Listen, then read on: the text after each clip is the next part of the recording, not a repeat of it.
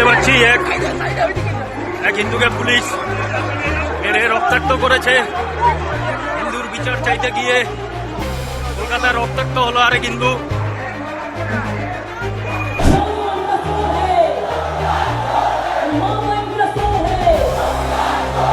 सवाल ये पूछा जाना चाहिए, जो हिंदू प्रताड़ित किए जाते हैं पश्चिम बंगाल में, उनके लिए ममता बनर्जी एक शब्द नहीं कहती है। भगवान राम को मुसलमान बता दिया जाता है और उसके बाद भी ममता बनर्जी का एक बयान नहीं आता है। TV10 भारत, सच की ताकत। पश्चिम बंगाल में विधानसभा चुनाव होने वाले हैं और ऐसे में भारतीय जनता पार्टी अपनी पूरी ताकत झोंक चुकी है, या फिर ऐसे कहें कि एड़ी चोटी का जोर लगा रही है। भारतीय जनता पार्टी पश्चिम बंगाल में यहाँ पर जो है फूट डालने की कोशिश कर रही है। ममता बनर्जी का इस तरह का बयान है, इस तरह के आरोप है कि बीजेपी जो है वो ये चाहती है कि वो मुसलमानों और हिंदुओं में फूट डाल दे, जिसके बाद बीजेपी का वोट बैंक जो है वहां पर मजबूत हो जाए। लेकिन अब बीजेपी के इस पूरे प्लान पर ममता बनर्जी ने पूरी तरह से पानी फेर दिया है। जी हाँ दोस्तों, बिल्कुल सही सुन रहे हैं आप। ममता बनर्जी ने पश्चिम बंगाल चुनाव के लिए एक ऐसा प्लान तैयार किया है जिसके बाद भारतीय जनता पार्टी की नींदें उड़ गई हैं, उनके पैरों तले जमीन खिसक गई है। ममता बनर्जी ने यहाँ पर हिंदू मुसलमानों को एक करने के लिए जो प्लान तैयार किया है या जो कुछ स्कीमें निकाली है, जो कुछ भी किया है पश्चिम बंगाल में, वो आपको बताएंगे और किस तरह से ये ममता बनर्जी के लिए कितना ज्यादा मजबूत और कितना ज्यादा वोट बैंक, बड़ा वोट बैंक साबित हो सकता है, ये भी आपको बताएंगे। वहीं आपको बता दें कि हुमायूं कबीर, आप जानते ही होंगे, हुमायूं कबीर को टीएमसी से निलंबित कर दिया था। टीएमसी से निलंबित करने के बाद हुमायूं कबीर ने बाबरी मस्जिद के मुद्दे को खूब बुलाने की कोशिश की। बाबरी मस्जिद की जहां पर बाबरी मस्जिद बनाई जानी है उस जगह का शिलान्यास भी करा दिया, जिसके बाद उन्होंने कहा कि मैं खुद अपने दम पर चुनाव लड़ूंगा और खुद की पार्टी बनाऊंगा। पार्टी उन्होंने बना ली है। साथ ही उनका कहना है कि वो ममता बनर्जी को सत्ता से उखाड़ फेंकेंगे। इसी के साथ पश्चिम बंगाल में क्या कुछ हो रहा है, भारतीय जनता पार्टी ने भी पश्चिम बंगाल में ममता बनर्जी के लिए किस तरह के जाल बुन रहे हैं, किस तरह के जाल बुने हुए हैं, ये आपको बताते हैं। नमस्कार, आप देख रहे हैं TV10 भारत और मैं हूं आपके साथ मुनमुन रहमान। तो पश्चिम बंगाल में क्या हो रहा है? पश्चिम बंगाल में चुनाव होने वाले हैं 2026 में, और इसी के चलते भारतीय जनता पार्टी ने तो चुनावों की तैयारी बहुत पहले ही शुरू कर दी थी।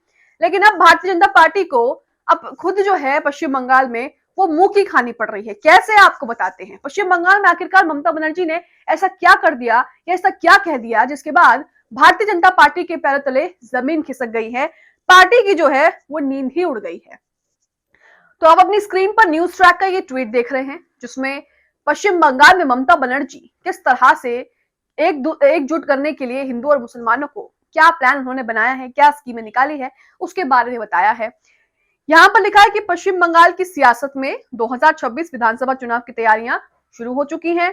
प्रधानमंत्री मोदी और अमित शाह के लगातार बंगाल दौरे के बीच ममता बनर्जी ने महिला वोट बैंक को अपनी ताकत बना लिया है। लक्ष्मी भंडार, कन्याश्री, रूपश्री और आनंद धारा जैसी योजनाओं के जरिए ममता का महिला केंद्रित मॉडल बीजेपी के लिए चुनौती बन चुका है। तो ममता बनर्जी इतने दिनों से भारतीय जनता पार्टी की जो भी बकवास थी वो सुन रही थी, लेकिन उनके पास एक ठोस प्लान था जिससे वो अपना वोट बैंक और भी ज्यादा पश्चिम बंगाल में मजबूत कर सकती हैं या कर रही हैं। अब ये जो स्कीम्स निकाली हैं ये महिलाओं के लिए, चाहे हिंदू हो, चाहे मुस्लिम हो, चाहे कोई भी धर्म की हो, उन सभी के लिए है, उन सभी के लिए लाभदायक और फायदेमंद है।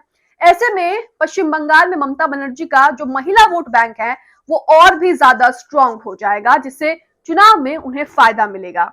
इसी के साथ ममता बनर्जी ये भी कह चुकी हैं कि भारतीय जनता पार्टी जो है बंगाल में जो कुछ करना चाहती है, कर रही है, वो ना करे, नहीं तो मैं बंगाल तो जीतूंगी और अगर मैं बंगाल जीत गई तो मैं दिल्ली भी उनसे छीन लूंगी। उनका ये बयान सोशल मीडिया पर वायरल हो रहा है। न्यूज 24, मॉलिटिक्स और इसी के साथ यूजर्स भी इस बयान को जो है वो शेयर कर रहे हैं। चैताली ने यहाँ पर लिखा है कि पश्चिम बंगाल की मुख्यमंत्री ममता बनर्जी ने बीजेपी को लेकर अब तक का सबसे आक्रामक बयान दिया है। उन्होंने कहा है कि जिस दिन बीजेपी देश से खत्म हो जाएगी उसी दिन वो राजनीति में रुक जाएंगी। ममता बनर्जी ने यह भी दावा किया है कि अगर वो बंगाल जीतती हैं तो दिल्ली से भी बीजेपी को सत्ता से हटाने की कोशिश करेंगी और दिल्ली भी उनसे छीन लेंगी। न्यूज 24 और मॉलिटिक्स ने भी इसी बयान को शेयर किया है। और अब तक का आक्रामक बयान जो है, लोग सोशल मीडिया पर इसे कह रहे हैं कि अब तक का आक्रामक बयान जो है वो ममता बनर्जी ने भारतीय जनता पार्टी को लेकर दिया है। वहीं ममता बनर्जी लगातार अपना वोट बैंक मजबूत करने के लिए स्कीम पर स्कीम जो है वो निकाले जा रही हैं। रिबेलियस का ट्वीट आपकी स्क्रीन पर है, जिसमें लिखा है, कहा है कि ममता बनर्जी ने बंगाल में कर्मश्री जॉब गारंटी स्कीम का नाम महात्मा गांधी पर रखने का ऐलान किया है। तो यहाँ पर आप देख रहे हैं कि जहां पर भारतीय जनता पार्टी सिर्फ बांग्लादेशी हिंदुओं पर मुद्दा बनाने की कोशिश कर रही है, वहीं ममता बनर्जी जो कि पश्चिम बंगाल में मुख्यमंत्री हैं, उन्होंने तमाम स्कीमों का जो है वो यहाँ पर तमाम स्कीमों को, जो स्कीम और योजनाएं जो हैं उनका यहाँ पर उद्घाटन किया है और साथ ही लोगों को बता रही हैं कि अगर ये स्कीम्स आती हैं, सरकार आती है, तो आपका इस तरह से फायदा जो है वहां पर हो सकता है। अब इसी के साथ प्रीति गौतम का ट्वीट है, जिसमें प्रीति गौतम यहाँ पर ममता बनर्जी, पश्चिम बंगाल में जो कुछ हो रहा है, भारतीय जनता पार्टी और बीजेपी के दूसरे राज्यों में जो कुछ हो रहा है उसे लेकर एक बहुत बड़ा ट्वीट करती हैं। यहाँ मैं आपका ट्वीट पढ़ के सुना रही हूँ। ये लिखती है कि किसी की हैसियत नहीं है कि वो बंगाल जाकर ये बोलकर दिखा दे कि ब्राह्मण बनिया भारत छोड़ो। इसका कारण है कि ममता बनर्जी एक पढ़ी लिखी, प्रोफेसर, साधारण जीवन जीने वाली एक पढ़ी लिखी ब्राह्मण लड़की, बंगाल में किसी अंबेडकरवादी की हैसियत नहीं, वो वहां देवी देवताओं को, किसी स्वर्ण जाति को गाली दे दे। बंगाल में स्वर्णों के पास सब कुछ है, बिजनेस है, मान सम्मान है और किसी की हैसियत नहीं जो मध्य प्रदेश की तरह किसी बहन बेटी को वहां पर आंख दिखा दे। वहीं भीम आर्मी संगठन भी नहीं बना सकती, वहां भीम आर्मी संगठन भी नहीं बना सकती। और रही घुसपैठियों की बात, जो जाकर ममता दीदी का पुराना रिकॉर्ड देख लो, घुसपैठियों को भगाने के लिए सबसे पहले आवाज उठाने वाली ममता दीदी ही थी, लेकिन उस समय ममता दीदी अकेली थी, किसी ने साथ नहीं दिया। अब ममता दीदी चुनाव घुसपैठियों की वजह से नहीं, स्वर्णों की वजह से जीतती हैं और फिर जीतेंगी। ममता दीदी जिस दिन बंगाल से हट गई उस दिन स्वर्णों का हाल वही होगा जो भाजपा राज्यों में अभी हो रहा है। मैं खासकर स्वर्णों से अपील करूंगी और खासकर ब्राह्मणों से, आप ममता दीदी का विरोध मत करो, तुम्हारे विरोध करने से कुछ उनका नहीं होगा, चुनाव वहीं जीतेंगी। तुम विरोध करोगे तो वहां के स्वर्णों को बदनामी, और ममता सोचेंगी कि अपने स्वर्ण समाज के लिए इतना करती हूं, लेकिन अन्य राज्यों में से स्वर्ण ही हमारा विरोध कर रहे हैं।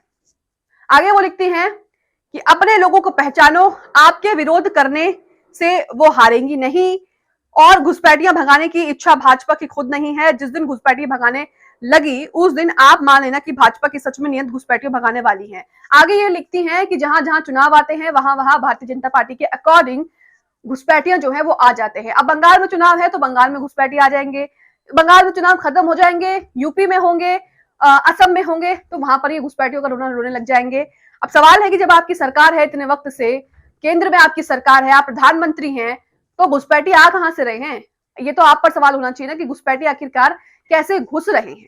तो इसी को लेकर यहाँ पर ट्वीट किया है। वहीं आपको बता दें कि खबरों में क्या है, खबरों में भारतीय जनता पार्टी क्या कुछ कर रही है बंगाल में। आपको बता दें कि बंगाल में जिस तरह से पश्चिम बंगाल में जिस तरह से बांग्लादेश में जो कुछ हो रहा है, उसी को लेकर यहाँ पर जो है भारतीय जनता पार्टी ढाल बनाने की कोशिश कर रही है। भारतीय जनता पार्टी का कहना है कि पश्चिम बंगाल भी बांग्लादेश की कगार पर चल रहा है और पश्चिम बंगाल में हिंदू जो है वो सुरक्षित नहीं है। तो आपके राज्य में ही हिंदू कितना सुरक्षित है, आप उसी का ब्यौरा दे दीजिए। अरे आपके राज्य में तो जो रेप पीड़िता है उन्हें इंसाफ तक नहीं मिलता। आप हिंदुओं की बात करते हैं, हिंदू खतरे में होने की बात करते हैं, तो आपकी सरकार में ही सबसे ज्यादा जो हमले हो रहे हैं वो हिंदुओं पर हो रहे हैं। आप आरएसएस की पार्किंग के लिए जो है वो हिंदू मंदिर तोड़वा देते हैं। आप हिंदू बेटियों को जो है वो न्याय नहीं दिलवा पा रहे, हिंदू बेटियों की रक्षा सुरक्षा आप नहीं कर पा रहे। तो इसी के चलते नवभारत टाइम्स की खबर में लिखा है कि मिशन बंगाल 2026 5 सूत्र 1 लक्ष्य, ममता सरकार के खिलाफ बीजेपी का निर्णायक अभियान। तो मैं खबर में आपको बता देती हूँ साफ तौर पर क्या लिखा है। खबर में पश्चिम बंगाल में भारतीय जनता पार्टी जो है वो घुसपैठियों पर हमला कर रही है कि घुसपैठी जो राज्य में घुस रहे हैं, राज्य सरकार उस पर आंखें मूंद कर बैठी है। इसके साथ रोहिंग्या शरणार्थियों को यहाँ पर सबसे ज्यादा संरक्षण मिलता है। इस तरह की बातें जो हैं वो भारतीय जनता पार्टी की तरफ से कही जा रही हैं। इसी के साथ बता दें कि हुमायूं कबीर जो हैं उन्होंने चुनाव लड़ने का ऐलान कर दिया है। इसी के साथ आपको बता दें कि टीएमसी के बागी कबीर ने पूर्व पुलिसकर्मी अब्दुल हसन को अपना उम्मीदवार बनाया है। इसी के साथ वो कह रहे हैं कि जितनी विधानसभा सीटों पर वो चुनाव लड़ेंगे वो आने वाले दिनों में जो है वो साफ करेंगे। हुमायूं कबीर की बात करें तो वो मुर्शिदाबाद की 2 विधानसभा सीट, रेजीनगर और बेलडागा से चुनाव लड़ने की तैयारी कर रहे हैं। हुमायूं कबीर का कहना है कि वो सत्ता से ममता बनर्जी को उखाड़ फेंक देंगे। इसी के साथ एक और खबर यहां पर आ रही है जिसमें भारत में मॉब लिंचिंग का मामला जो है, भारत में जो मॉब लिंचिंग के मामले हैं उसे उजागर कर रही है और उस पर रोशनी डाल रही है। खबर में लिखा है कि बांग्लादेशी समझकर भीड़ ने एक मुस्लिम शख्स को पीट कर उसको मार डाला। अब फिलहाल पुलिस जो है वो जांच में जुटी है। कहा गया कि बांग्लादेश के बाद अब भारत में मॉब लिंचिंग का गंभीर मामला सामने आया है। ओडिशा के संबलपुर जिले में बुधवार शाम बौखलाई भीड़ ने बांग्लादेशी खोरे के शक में एक युवक को बुरी तरह से पीट कर जो है वो मार डाला। तो आप देख रहे हैं कि बांग्लादेश का रोना रोने वाले, अपने देश में क्या हो रहा है इन्हें खुद नहीं पता। जो लोग हिंदुओं की बात कर रहे हैं, भारतीय जनता पार्टी पश्चिम बंगाल में हिंदुओं को फ्रेम करके, बांग्लादेश में हिंदुओं के साथ जो कुछ हो रहा है या नहीं हो रहा है उसे फ्रेम करके पश्चिम बंगाल में जो है वो फूट डालने की कोशिश कर रही है। लेकिन आप अपने घर में भी झांक कर देखिए कि वहां पर हिंदू कितना सुरक्षित है। आप तो रेप पीड़िता को इंसाफ तक नहीं दिला सकते क्योंकि वो आपकी पार्टी के ही नेता विधायक हैं। अब पश्चिम बंगाल में ममता बनर्जी ने जो कुछ बीजेपी के लिए तैयार किया है, बीजेपी की जिस तरह से नींद उड़ा दी है, महिला वोट बैंक को मजबूत करके, आप इसे लेकर क्या सोचते हैं? क्या चुनाव में इसका फायदा मिलेगा या नहीं मिलेगा? कमेंट बॉक्स में जरूर बताएं।